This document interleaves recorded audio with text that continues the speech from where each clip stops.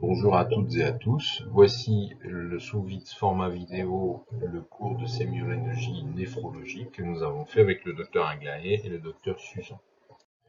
Voici les items et les situations de départ concernées dont je rappelle qu'ils vous aideront à préparer le DN et nous les avons voulu sous ce format-là alors qu'ils concernent les 4, 5 et 6e années pour que ça vous aide depuis la 2e année à comprendre, parce qu'il y a une continuité, ces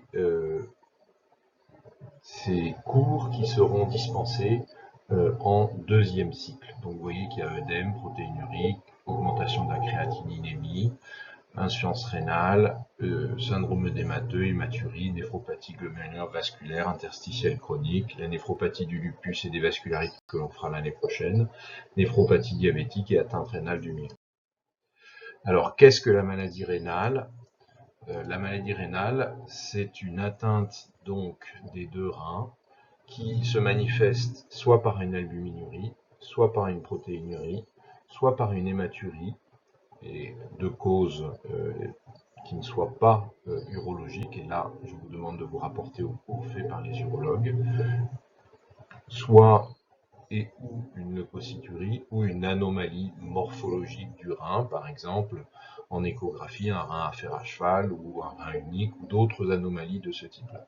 Donc on peut avoir une combinaison de ces marqueurs d'atteinte rénale et on peut y associer, mais ça peut être isolé, on peut avoir l'un des marqueurs et ou une insuffisance rénale qui est définie par un débit de filtration glomérulaire qui est inférieur à 60 ml par minute pour quelqu'un qui fait une surface d'1,73 m².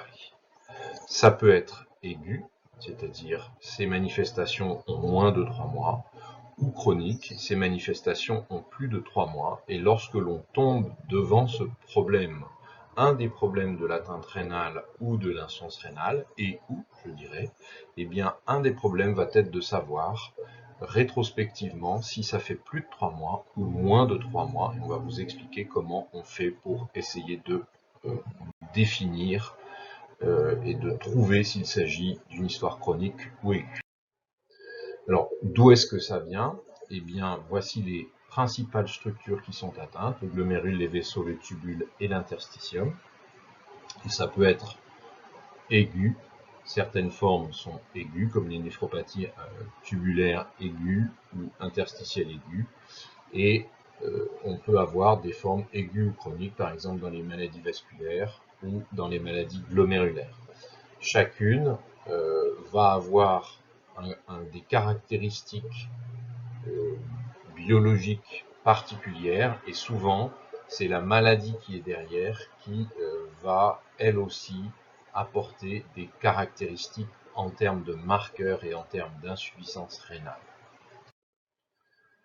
On va commencer par l'élévation de l'insuffisance rénale, l'élévation de la créatinémie. Voici le tableau de la hiérarchisation, mais bien entendu vous n'êtes tenu qu'à la sémiologie, et ça vous aidera pour le futur.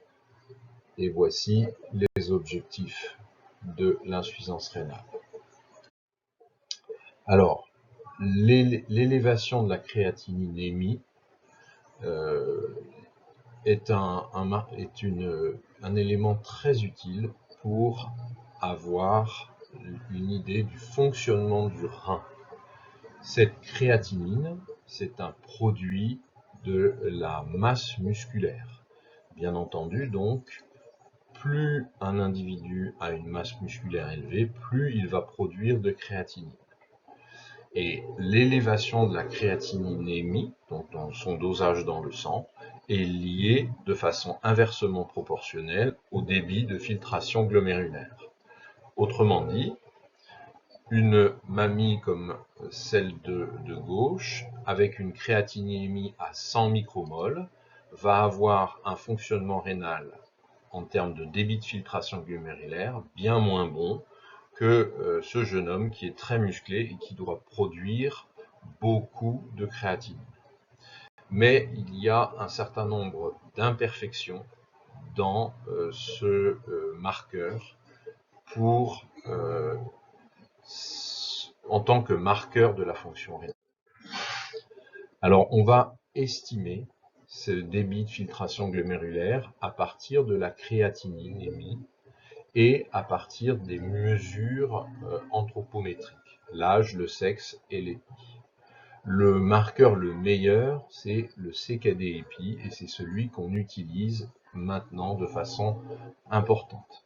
Alors, vous pouvez accéder, vous mettez CKD-EPI sur Google et vous allez trouver très facilement des calculateurs qui vous aideront à rentrer ces données et vous donner un débit de filtration glomérulaire, de l'évaluer. Alors par contre, il y a une autre formule qui est le Cockcroft-Ego, mais qui n'est pratiquement plus recommandée actuellement. Chez l'enfant, on a une autre formule qui s'appelle la formule de Schwartz. Vous avez tous ces calculateurs avec le lien qui est dessous. Par contre, ça ne s'utilise pas lorsqu'il y a une insuffisance rénale aiguë. On va s'intéresser seulement à la créatininémie directement. Parce qu'il faut qu'il y ait une évaluation chronique, quelque chose qui ne bouge pas pour que les calculateurs soient utilisables. Bien sûr, quand quelqu'un est très dénutri, quand quelqu'un a une amyotrophie importante, quand il y a une grossesse, ça va modifier. Donc on n'utilise pas ces formules d'estimation du débit de filtration glomérulaire qui, je dois vous le dire, sont utilisées tous les jours. Donc je vous recommande d'enregistrer ces formules dans votre... Alors pourquoi est-ce qu'on recommande à qui on recommande de mesurer le débit de filtration glomérulaire et donc de faire une créatininémie régulière, bien entendu?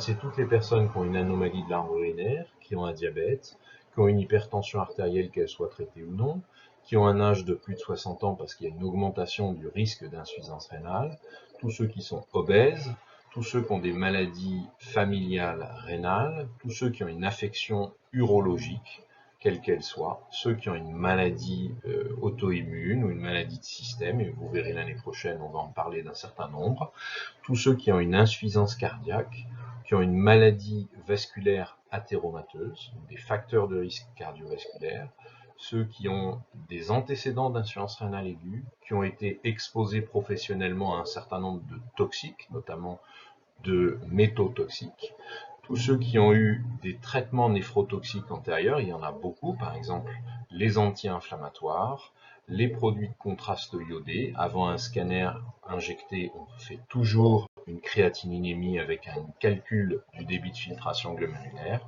ceux qui vont avoir une chimiothérapie, une radiothérapie. Donc beaucoup de personnes peuvent avoir ce calcul qui est important. Alors là commence un algorithme que nous allons dérouler au fur et à mesure du cours. Donc la première des choses, c'est vérifier la fonction rénale.